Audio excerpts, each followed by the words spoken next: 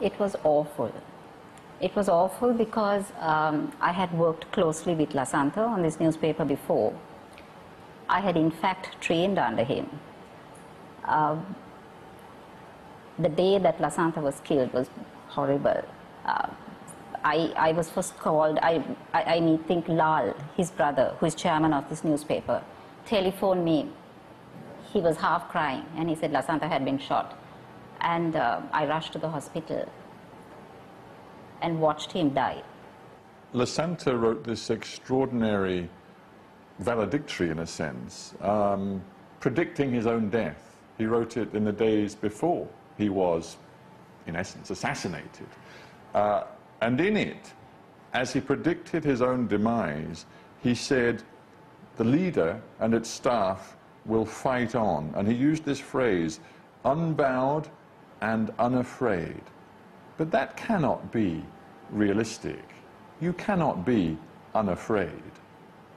That is the motto of the Sunday Leader. It always has been and it still is. But certainly we are not unafraid.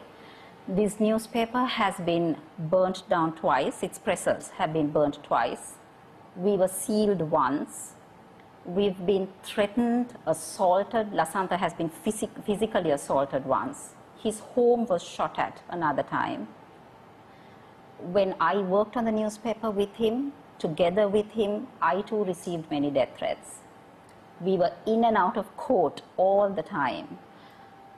So, yes, Lasantha stood by that motto, and he ingrained in all of us that we should remain unbowed and unafraid. But that does not mean that Lasantha was also not afraid, or that all of us here have not been afraid at various different times.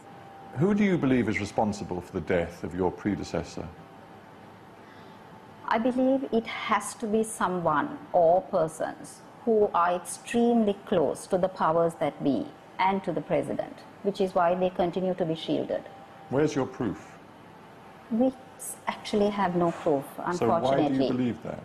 And is it fair to say that if you have not a shred of evidence? I say that because I cannot believe that our police can be this important that they have not been able to find a single clue leading up to who may have murdered Lasantha. That can only be if those persons, the perpetrators of that attack, are protected by the highest in this land. Do you think the Sri Lankan people are on your side?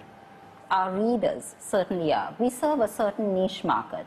It's an English newspaper, so we are certainly not as big as a Sinhala newspaper and reaching out to the majority in that context. Most Sri Lankans are more concerned right now with peace, security, and economic growth. Are you really sure that they would back your call for international action and pressure against Sri Lanka? They will not actively back our call. That is one of the biggest challenges this newspaper faces, the lack of action by civil society in that context. Why do you think that is? I have no idea. This level of apathy among Sri Lankans is something I myself cannot understand. Because as much as you say that yes, we have peace, economic growth and development to a certain extent, on the other hand, there is no freedom of expression, which is what this newspaper has consistently called for.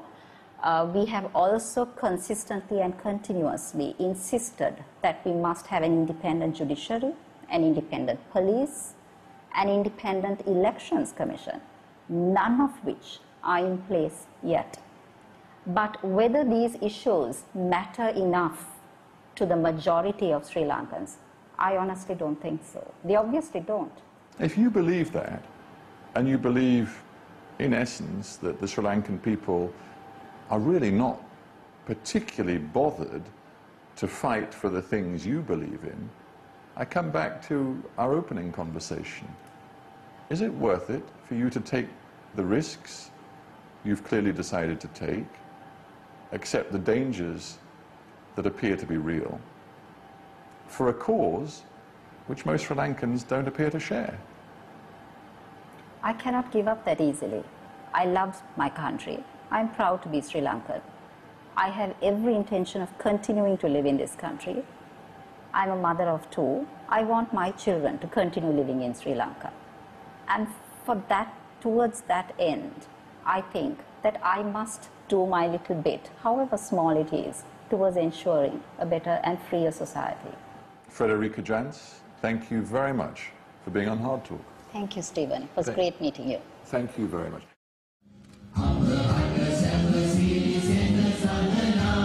The Sri Lankan government remains preoccupied with national security, and this is the man who has come to embody the iron will of the country's security apparatus. Gotabaya Rajapaksa is Defence Secretary. In effect, he runs all aspects of security policy for his brother, the President. Gotabaya Rajapaksa, welcome to Hard Talk. Right. This country is still giving sweeping powers to the executive upon the notion that there is a war on terror, a war which, of course, is over. Why do you still need these sweeping powers? There are so many countries, you know, even in America, that there are laws to protect the country, to prevent anything happening. So these are there to prevent things happening. See, what we went through for 30 years, see, a person who had not gone through will not understand the sufferings, the deaths, you know, the loss of life, loss of property. So we have to give priority number 1 to this.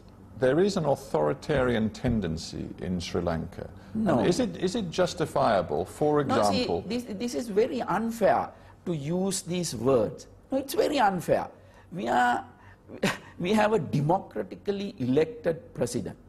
We have a democratically elected government. But you don't, for example, have a free press, do you?